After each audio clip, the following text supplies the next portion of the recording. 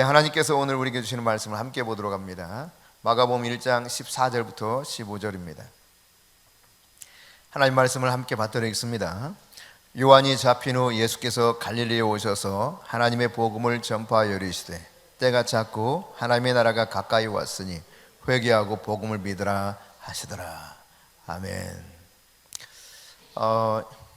예수님께서 우리에게 주신 이 복음, 이 복음을 오늘 본문 속에서 표현하고 있는 말씀을 따라서 우리가 함께 살펴보기를 원하는데, 예수님이 전하신 복음은 단 하나의 복음입니다. 진정한 복음을 선포하셨습니다. 그것이 어떤 복음이냐? 하나님 나라의 복음이에요. 복음이라고 하는 것은 유앙겔리온이라고 하는 단어를 쓰는데 가스펠이라고 하는 영어 단어로 번역되죠.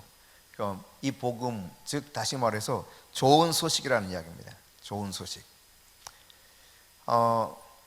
이제 우리가 복음을 전한다라고 했을 때 바로 이 좋은 소식을 전한다는 이야기거든요. 이벤젤라이즈, 복음 전하다, 그런 뜻인데 여기에서 파생된 단어이기도 해요. 여러분, 좋은 소식을 선포하는 것이 바로 복음을 전하는 것이요, 전도하는 것입니다. 예수님이 선포하신 하나님 나라 복음이 바로 그 복음이죠. 이 하나님 나라 복음을 우리가 진정으로 깨닫는 것이 좋은 소식을 깨닫는 것과 동일한 것입니다. 여러분, 이 복음 안에는 영원한 소망이 있습니다. 이 세상에서 누릴 수 있는 일시적인 소망이 아니라 영원한 소망. 우리에게 하나님 나라를 약속하셨죠. 그럼 하나님 나라 복음을 믿으라라고 했을 때 이 하나님 나라가 뭔가라고 하는 것을 우리 잠시 생각해 보려고 하는데, 이 하나님 나라는 바실레이아라고 하는 헬라어를 사용하고 있는데 왕국을 말합니다. 본래 의미는 다스리다, 그런 뜻이에요. 그러니까 다스리다, 왕국, 그런 의미를 가지고 있는 것이 바실레이아라고 하는 뜻입니다. 그러니까 누가 다스리느냐? 왕이신 하나님이 다스리는 나라가 바로 그 나라입니다. 그러니까 예수님께서 하나님의 왕국에 대한 좋은 소식을 선포했다는 이야기죠. 그러니까 하나님 나라 복음을 전했다, 이 말은 하나님이 왕이신 그 왕국에 대한 말씀을 선포하신 거예요. 우리가 주님과 함께 이제는 왕국에서 다스릴 권세를 가진 하나님의 자녀가 되었다고 하는 사실을 우리에게 가르쳐주고 있는 것입니다. 할렐루야. 여러분, 좋은 소식이, 그 좋은 소식, 복음이 우리에게 실제가 될 때, 우리가 지금 당장 실제로 하나님 나라 안에서 살아가게 돼요. 하나님 나라 안에서 우리는 통치자의 역할을 감당할 수 있는 것입니다. 그 복음이 실제가 되면. 그래서 주님은 말씀하셨죠. 때가 찼고 하나님 나라가 가까이 왔다. 그러면 여러분, 어떻게 하면 우리가 지금 주님의 나라에서 과연 다스릴 수 있게 될까? 여러분, 그 해답이 우리가 살펴봤던 본문 마가복음 1장 15절에 나옵니다. 회개하고 복음을 믿으라 그랬어요. 회개하고 복음을 믿으면 하나님 나라의 실제를 경험하면서 하나님 나라에서 우리가 주님과 더불어 통치하는 권세를 누리고 살아가게 되는 것이죠. 여러분, 회개할 자라고 하는 것은 다시 말해 죄인이라는 이야기입니다. 예, 죄인들에게 회개하라는 거죠. 죄를 짓는 삶을 살아가는 것이 그럼 뭐냐? 뭐가 과연 죄냐? 우리는 이 죄에 대해서 뭐라고 할까요? 좁은 의미에서 생각하는 경향이 있습니다. 여러분, 죄를 짓는 삶은 주님의 길을 따르지 않는 삶을 말합니다. 원수의 길을 따라가는 거예요. 원수, 마귀의 길을 따라가는 거예요. 뿐만 아니라 우리 자신을 영화롭게 하는 삶을 선택하는 것이 바로 죄를 짓는 삶입니다. 그러니까 회개하고 복음을 믿으라라고 했을 때 우리가 이 회개하는 것은 바로 하나님의 길을 따르는 삶을 살면서 하나님을 영화롭게 하는 삶을 사는 것으로의 방향 전환을 말하고 있는 것이죠. 그러니까 죄에서 벗어나려면 여러분, 회개라고 하는 것이, 그러니까 우리가 보통 회개 그러면 어떤 걸 생각하냐면 내가 저지른 잘못된 행동에 대해서 뉘우치고 하나님께 용서를 구하는 것, 이걸 회개라고 생각합니다. 물론 그것도 회개입니다. 그러나 그 이상이 회개예요. 다시 말해서 하나님의 길을 따르는 것, 즉 순전한 삶의 방식, 하나님 나라 삶의 방식으로 내가 전환하는 거예요. 인생의 완전히 방향 전환을 가져오는 것입니다. 180도 방향 전환이에요. 내 생각과 마음과 삶의 변화가 일어나는 거예요. 이게 진정한 회개예요. 회개하고 복음을 믿을 때 하나님 나라가 실제가 돼요. 하나님 나라가 실제가 되면 내가 하나님 나라에서 주님과 더불어서 세상을 통치하는 자로 살아가게 된다. 이게 주님의 말씀이에요. 죄에서 벗어나면 우리 눈이 열려요. 영적인 눈이 열려요. 그래서 예수님 보입니다. 예수님 보게 되면 보면 볼수록 예수님의 형상을 닮아가게 돼요. 하나님의 관점, 예수님의 관점으로 매일 내가 살아가는 가운데서 하나님의 나라, 그 나라가 조금 더 뚜렷하게 보이기 시작합니다. 하나님의 관점으로 세상을 보기 시작한다 이 말이에요. 여러분, 죄에서 벗어나면 벗어날수록 내 영적인 눈이 열리고 주님을 보게 되고 주님의 형상을 닮아가게 되고 하나님의 관점으로 내가 세상을 보면서 내가 비로소 하나님 나라 안에서 주님과 더불어 통치자의 삶을 살 수 있다는 사실입니다. 여러분, 예수님이 우리를 위해서 십자가에 죽으셨죠. 그리고 예수님께서 말씀하셨던 것처럼 하나님께서 죽은 자 가운데서 사흘 만에 그를 다시 살리셨습니다. 부활하셨습니다. 이 말은 무슨 말이냐? 예수님이 내 대신 핏값으로 나를 사셨기 때문에 이제는 내 인생이 내가 주인 되어 살 수 없다는 이야기입니다. 다르게 표현하면 예수님이 우리 왕이 되셨다, 그 뜻입니다. 그러니까 내가 복음을 믿는다고 하는 것은 내 인생의 주인이 예수님이다, 나의 왕은 이제부터 그분이시다, 이것을 인정하며 사는 거예요. 그러니까 회개하고 복음을 믿으라고 했을 때 바로 이 회개 속에 나의 잘잘못, 나의 그 우둔한 삶, 어리석은 삶, 이것을 뉘우치고 하나님 앞에 용서를 구하는 것은 지극히 당연한 것이고 하나님의 길을 따라서 살아가는 거예요. 하나님의 관점으로 세상을 보면서 주님의 길을 따라 살아가는 것, 그게 바로 회개요. 바로 그분이 비로소 내 인생의 왕이 되었음을 인정하는 삶이 되겠죠. 할렐루야. 여러분, 이런 왕이신 예수님이 여러분을 통치하는 삶, 왕이신 예수님과 더불어서 하나님 나라 안에서 같이 세상을 다스리는 권세 있는 자로 살아갈 수 있기를 바랍니다. 그러니까 여러분, 복음 때문에 우리는요 더 이상 우리 자신이 원하는 바대로 살 수 없는 존재가 바로 복음 안에서 거듭난 사람이에요. 우리의 삶의 초점은 이제는 내가 원하는 것이 아닌 주님이 원하시는 주님 그분의 뜻대로 내 인생의 초점을 바꿔야 된다는 이야기입니다. 그게 바로 복음 안에서 사는 사람입니다. 하나님 나라 복음을 제대로 깨달은 사람이에요. 근데 여전히 자기 중심으로 살아가거든요. 자기밖에 몰라요. 자신을 영화롭게 하려고 하는 삶을 살아요. 조금 뉘우치는 것을 회개한 것으로 생각해요. 천만에 그렇지는 않습니다. 인생의 삶의 방향 전환이 오는 것입니다. 내 인생의 주인이 그분임을 인정하며 사는 것입니다. 나는 왕이신 당신 앞에 무릎 꿇습니다. 당신이 나를 통치하소서.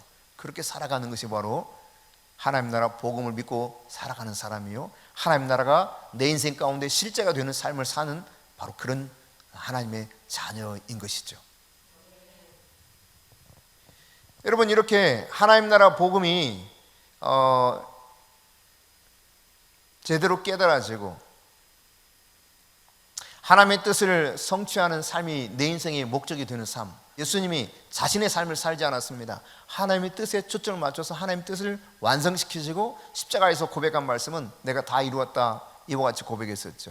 그러니까 예수님 날마다 하나님의 목적, 여기에 초점을 맞춰서 인생의 모든 것을 다 쏟아 부으셨어요. 그러니까 하나님 나라 복음이, 우리도 예수님처럼 그렇게 하나님 나라 복음이 우리 인생의 초점이 되면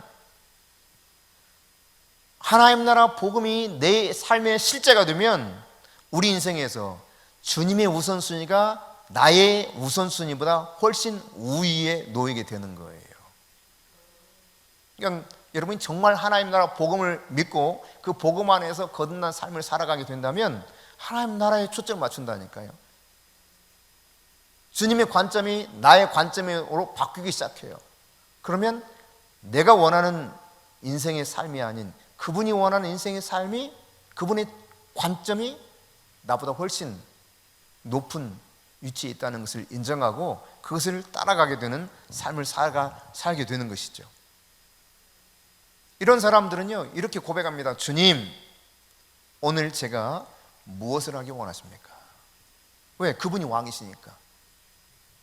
아버지 하나님 앞에 매일매일 무릎 꿇고 주님이 구하셨습니다. 주님, 오늘은 제가 당신을 위해서 무엇을 해야 됩니까? 마가복음 1장 15절에 마가복음 1장 내용 속에서 나타나는 것이 바로 그런 것이죠. 그래서 주님께서는 사람이 찾아도 1장 35절 이하에 보면 결국 아버지의 뜻대로 아버지의 의도하신 목적에 따라서 그분이 지시하신 말씀에 순종하는 가운데 다른 마을로 가는 이 모습을 보여줍니다. 그러니까 사람에 매이지 않아요. 하나님께 의존적인 삶을 살고 하나님이 모든 것을 주관하시는 그 인생을 살아간다는 이야기입니다. 주님, 오늘 제가 무엇을 하면 좋겠습니까? 근데 진정으로 회개하지 못한 사람은 늘 자기 중심. 내가 모든 걸 다 해요. 그리고 주님은 내가 부리는 종처럼 생각해요. 나 주님 도와주셔야 돼. 내가 이렇게 열심히 뭔가 주님을 믿어보려고 하는데 나 도와주시지 않으면 나 삐져. 뭐 이래요. 거의 대부분의 기도가 이런 기도예요. 하나님이 나를 통치하시기 원하는, 하나님 나라를 구하라 그러는데, 하나님의 의를 구하라고 그러는데 다 나 도와줘야 된다는 거예요. 내 인생의 영화를 내가 가장 원하는 그 중요한 우선순위로 여기고 살아간다는 이야기입니다. 자신의 영광을 위해서 살아요. 하나님의 영광을 위해서 사는 것이 아니라. 아직 회개를 제대로 모르는 삶이죠. 그러니까 울고불고 한다고 회개하는 것이 아니라는 이야기입니다. 정말 하나님의 길을 내가 쫓아가는가? 그분이 내 인생의 왕이 되어서 나를 다스리고 계시는가? 그분이 원하시는 목적에 따라서 나는 살기를 원하는가? 그래서 오늘도 주님, 당신이 내 인생의 주인입니다. 나에게 말씀해 주십시오. 내가 무엇을 하면 좋겠습니까? 어떻게 하면 좋겠습니까? 이런 물으면서 그렇게 살아가는 겁니다. 네. 여러분, 하나님 나라, 그 나라를 사모하면서 하나님 나라 일을 가장 우선적으로 처리하게 되면 우리 인생이요, 그냥 순탄하게 해결돼요. 복잡할 일이 없습니다. 물론 뭐 상황이 뭐 여러 가지 어려움들이 올지 몰라도 그것이 우리 흔들 수가 없습니다. 내가 하나님 나라를 우선적으로 생각하고 그 나라를 위해서 살아가게 되면 하나님은 우리 삶의 나머지 것들을 순탄하게 도우실 분이 하나님이시라는 사실이에요.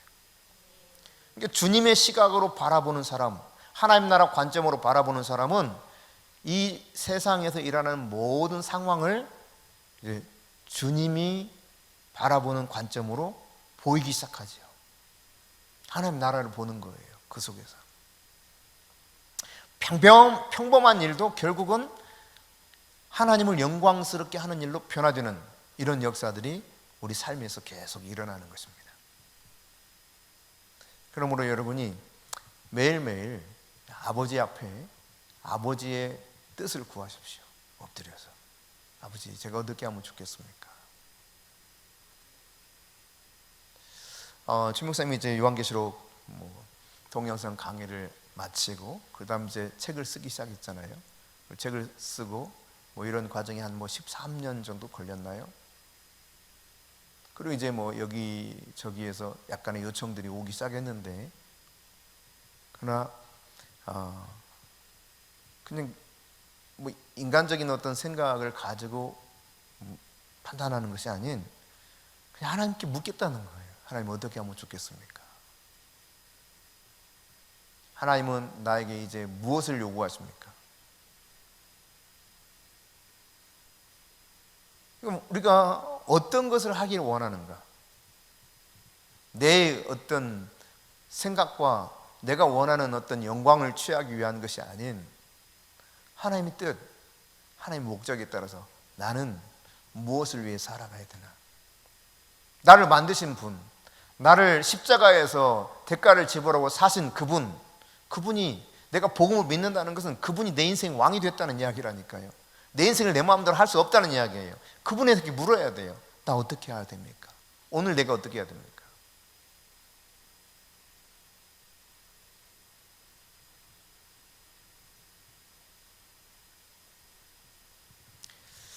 네, 세상 사람들은요 예수님 알지 못합니다. 그렇죠? 예수님 알지 못하기 때문에 이 마음이 공허해요.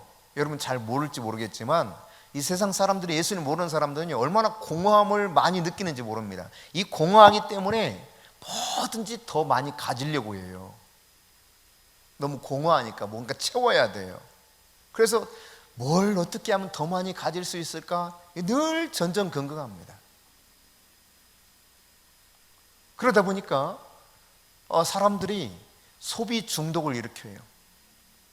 자꾸 뭔가를 이렇게 내가 가지려고 하다 보니까요. 여러분 반드시 치유해야 될 가운데 하나가 바로 소비 중독입니다. 조금 더 확대해서 보면 더 넓은 집, 더 아주 커다란 상가 건물, 이런 걸 소유하기 원해요. 자, 그러면 그걸 내가 취했습니다. 그러면 어떻게 합니까? 사람들이 가만히 그것으로 만족합니까? 그렇지 않습니다. 거기다 잡동사니를 다 갖다가 집어넣습니다. 공허하니까. 왜 그러느냐? 현재 상황이 불만족스러워요. 뭔가 안 하면 불안해요. 예수님이 없는 삶은 이렇게 불만족스럽고 불안한 가운데서 살아가게 되는 것입니다. 그러나 여러분, 물질적인 것은 결코 우리에게 진정한 만족을 줄 수가 없습니다. 진정한 부요함을 우리에게 가져다 줄 수가 없습니다. 시간이 지나면 어떻게 됩니까? 점점 퇴색됩니다. 때로는 골칫거리가 될 수도 있습니다.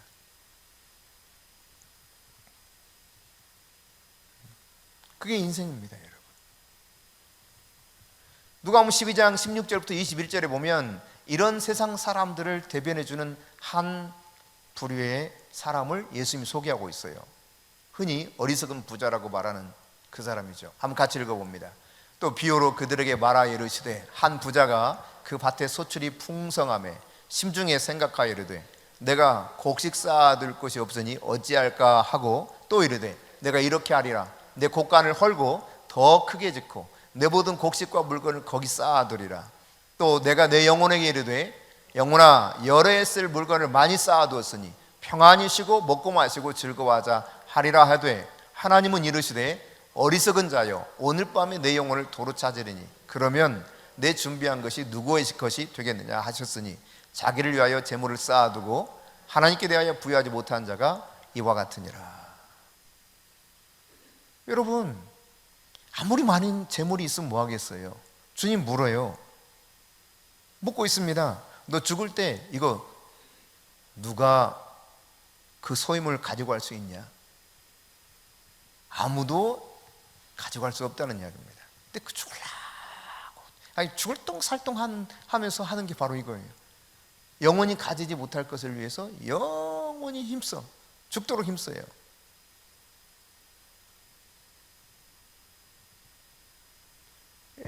이 세상 살아가면서 우리가 주님을 알지 못하면 바로 이와 같은 삶을 살 수밖에 없다는 이야기입니다. 참 뜻밖의 자동차를 새로 구입하게 됐어요. 만일 이제 김상준 선교사님 집회하는 첫날 모셔다 드리고 호텔에 모셔다 드리고 돌아오는 길에 브레이크가 이상한 거야. 이상해. 왜 이래? 브레이크를 밟아도 이게 제동이 안 걸려요. 꼭 이게 누르는 것도 한참 걸리고 꾹 누르면 그때서야 스르르 멈춰요. 그래서 겨우 끌고 왔어요. 근데 이게 점점 심해지는 거야. 오는 도중에 이 브레이크 제동거리가 점점점 멀어져요. 참 문제다 이거. 왜냐면 다음날 제가 이제 제가 아니지 최 목사님이 약속을 하셨어요. 저희 어머님에게 꼭 구경시켜 드린다고. 그래 가기로 약속한 날이야. 내려가야 되는데 그 상황이 벌어져서 그래서 급히 수리를 이제 의뢰했더니 착각보다 수리비가 더 나온대. 그럼 어떡하나 하고 하다가 결국은 이제 어쨌든 처분을 하기로 했습니다. 그리고 전 뭐 지금 차를 구할 수가 없잖아요. 보통 신청해도 보통 6개월, 7개월 기다려야 되고 전기차 같은 경우는 1년을 기다려야 된대요. 그래서 그러면 렌트를 할까? 근데 렌트도 요즘은 차가 없대요. 중고차도 차가 없대. 세상이 지금 그렇게 됐습니다. 네. 반도체 때문에. 그 어떡하나?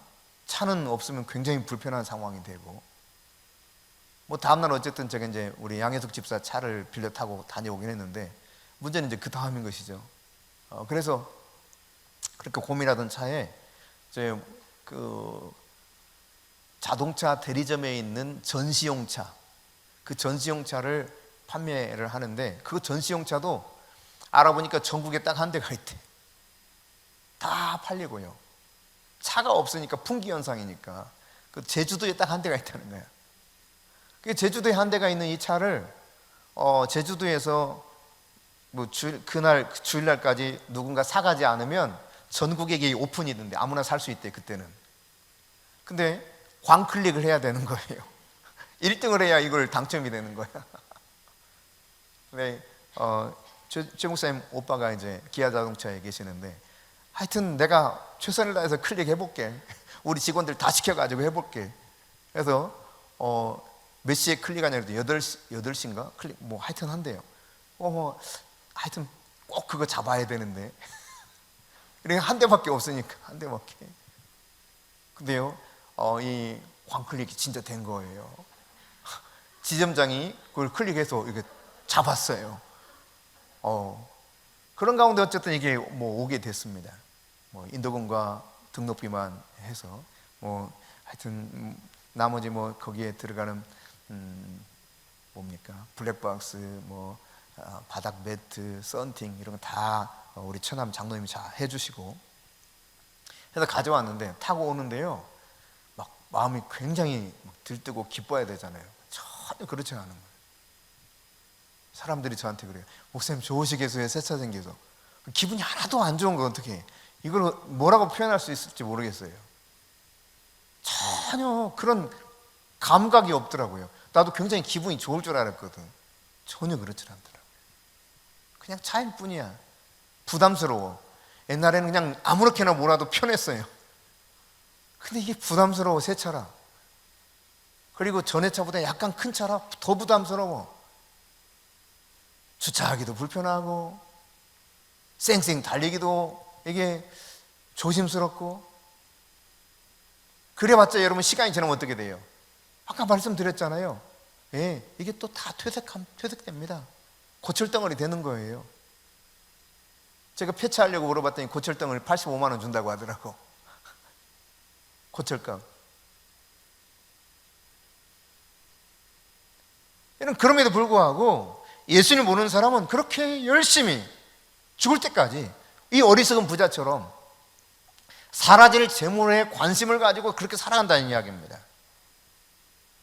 그럼 여러분, 우리가 우리 자신이 하나님의 부요를 누릴 수 있는 사람이라는 사실을 깨닫기만 하면 더 이상 여러분 결국 썩어져 없어질 이 물질을 추구하면서 살겠습니까? 그렇지 않게 된다는 이야기입니다. 하늘의 부요를 추구하겠죠. 하늘의 부요. 세상의 관점으로 보면 자꾸 움켜줘야 되거든요. 움켜줘야 돼요. 그죠? 움켜줘야 돼요. 나를 위해 살아야 돼요. 근데 하나님의 관점에서 내가 하늘나라의 부유를 누릴 수 있는 영원한 그 백성이 되었다는 사실을 깨달으면 이 썩어질 물질에 내가 그것을 온전히 내 인생을 걸지 않는다는 이야기입니다. 오늘 이 세상의 근심 대부분이 뭡니까? 물질에 대한 근심 아닙니까? 이 세상의 염려, 근심을 확 떨쳐버릴 수 있는 방법이 뭡니까? 주님이 제시하고 있어요. 마태복음 6장 25절, 32절, 33절입니다. 시작. 그러므로 내가 너에게 이르노니 목숨을 위하여 무엇을 먹을까? 무엇을 마실까? 몸을 위하여 무엇을 입을까? 염려하지 말라. 목숨이 음식보다 중하지 아니하며 몸이 의복보다 중하지 아니하냐. 이는 다 이방인들이 구하는 것이라.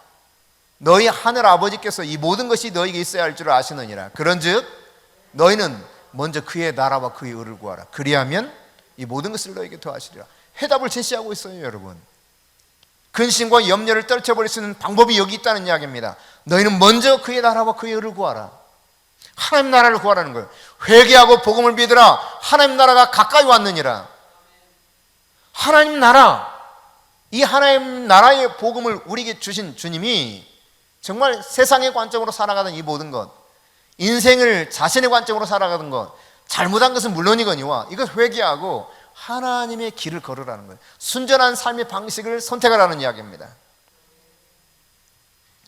여러분, 그렇게 살아가게 되면 우리의 필요를 아시는 주님이 말씀하셨어요. 너희가 먼저 진짜 하나님 나라와 의를 구해봐. 그러면 이 모든 것 어떻게 하신다고요? 다 내가 공급해 줄게. 이게 하나님이에요.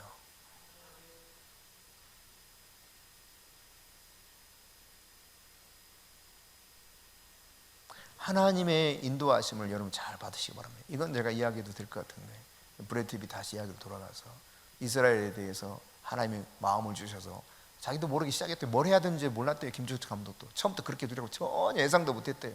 그냥 하라는 대로 한 걸음 한 걸음 가다 보니까 이게 방송국이 제대로 뭔가 하나하나 갖춰가기 시작한 거예요. 오늘날처럼 그렇게 됐는데, 여러분 그렇게 하나님 진짜 스텝 바이 스텝으로 갔다고 하더라고요. 아무것도 자기는 처음 하는 일이라 그냥 하나님이 마음을 주셔서 시작했는데 뭘 해야 될지도 모르고 그냥 하나님 마음 주시는 대로 그때그때 영화 만들려고 하면 영화 만들고 뭐 하라면 뭐 하고 이렇게 따라왔다는 거예요. 그래서 오늘날이 되게 되었는데, 네. 근데 필요할 때 하나님께서 사람들을 통해서 신기한 방식으로 이렇게 뭔가를 이렇게 풀어주시더라는 거죠. 지금은 이제 3층짜리 건물을 단독으로 소유하고 있습니다. 사옥이. 옛날에는요, 호수공원, 일산 호수공원 근처에 오피스텔 조그마한 거 하나 얻어서 글쎄 그게 한 15평이나 됐나. 네. 난 방송국이라고 가봤더니요, 그냥 대단한 것으로 이렇게 생각하고 와서 조그마한 오피스텔 하나에서 방송을 하고 있는 거예요. 야, 이런 곳이었구나. 카메라도 다 대여해서 썼대요. 일시적으로 찍을 때마다, 영화를 찍을 때마다 카메라 대여하고. 하나님 말씀 따라 사는 거예요. 자기 편안하게 SBS나 KBS 있으면 먹고 사는 거예요. 근데 하나님 주신 마음으로 시작한 겁니다. 하나님 나라와 의를 구할 때 하나님이 공급해 주신다니까요. 전 세계에 영향을 미치는 이제는 방송이 됐어요. 조그마한 오피스텔을 시작했던 이 방송국이요. 하나님께서는 하나님 나라를 구하면 초자연적인 방법으로 공급해 주신다는 사실을 깨달아야 돼요. 그 주님에 대한 분명한 시각을 여러분이 갖게 될 것입니다. 아, 정말 하나님 나라를 내가 추구하고 살 때 하나님이 공급해 주시는구나. 내 힘으로 사는 것이 아니라 주님이 나와 함께 하시는구나. 이걸 경험하게 되는 거예요. 내 자신의 관점으로 살면 자꾸 움켜질 수밖에 없어요. 놓을 수가 없어요. 나 자신을 위해서 살 수밖에 없어요. 주님을 위해서 내 인생을 드리지 못합니다. 하나님 나라 바실레야 이 부분을 앞서서 말씀드렸기 때문에, 그럼 하나님 나라와 의를 구한다고 했을 때 의는 뭐냐? 디카이오시네, 이 의라고 하는 것은 영어 단어는 righteousness라고 하는 단어를 쓰는데, 의는 죄책이나 죄 이것과 상관없이 행동하는 것이죠. 다른 말로 말하면 하나님의 법을 따라서 행동하는 것을 말합니다. 하나님의 말씀대로 사는 것이 바로 의예요. 의. 근데 여러분, 세상은요 죄에 대해서 얼마나 노출되어 있는지 몰라. 저 이 어린애들도 마찬가지예요. 다 죄에 대해서 노출이 되어 있어요. 어디 가나 죄가 세상에 널려 있어요. 이 가운데서 내가 죄와 상관없이 행동하며 살아가는 거, 이게 의라니까 이걸 추구하라는 거예요. 여러분, 죄가 이렇게 세상에 가득해서 그냥 어디 가든지 죄가 우리를 유혹하는데, 어떻게 하면 내가 이게 죄를 뛰어넘어서 의를 위해서 살아갈 수 있는가? 의신 예수님의 삶을 계속 내가 추구하는 겁니다. 예수님 닮아가기를 원하는 거예요. 그러면 자신도 모르게 점점점 죄가 내게서 제거되어 가버리는 것입니다. 내가 죄에서 벗어나야 되는데, 죄에서 벗어나야 되는데, 아니요, 절대로 벗어날 수 없어요. 그렇게 하면 그냥 의이신 예수님을 닮아가면 돼요. 예수님을 추구하면 돼요. 어떻게 하면 예수님을 닮아갈 수 있을까? 예수님 나도 닮기 원한다. 예수님 바라보는 거예요. 예수님, 예수님, 예수님. 그러다 보면 죄는 나와 상관없는 것이 돼버려요. 할렐루야. 내가 죄를 이겨야 되는데 아니라니까요. 주님을 추구하세요. 주님을 추구하면 죄가 떠나가요.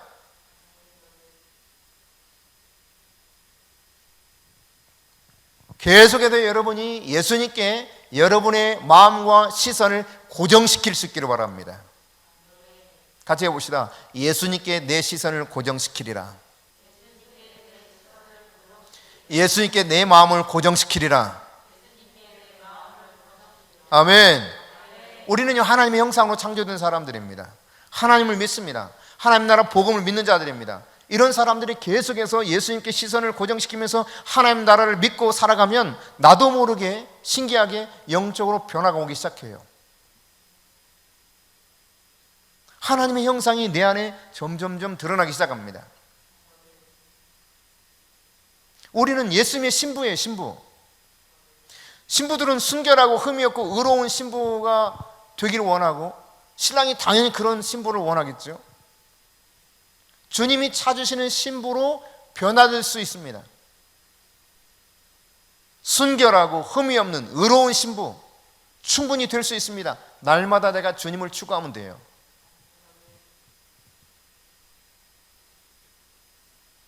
내가 진짜 이거 안 해야 되는데, 이러지 말아야 되는데, 거기 빠지지 마시고 날마다 주님을 추구하세요.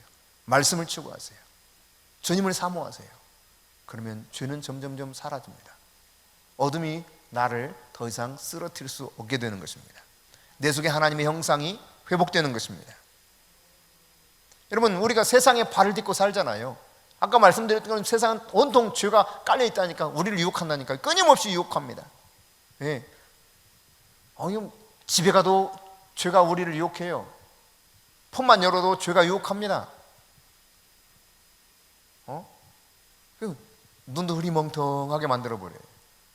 마음도 다 깨지게 만들어요.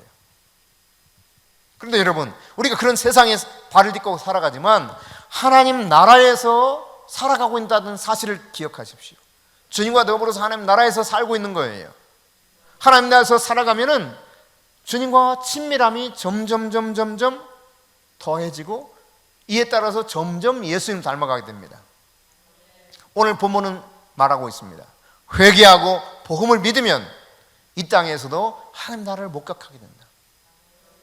하나님 나라에서 살 수 있다. 너가 주님과 더불어 세상 가운데서 통치자로서 하나님 나라를 만들어갈 수 있다. 바로 그것이 오늘 본문을 통해서 우리에게 말씀해주고 가르쳐주는 것입니다. 할렐루야.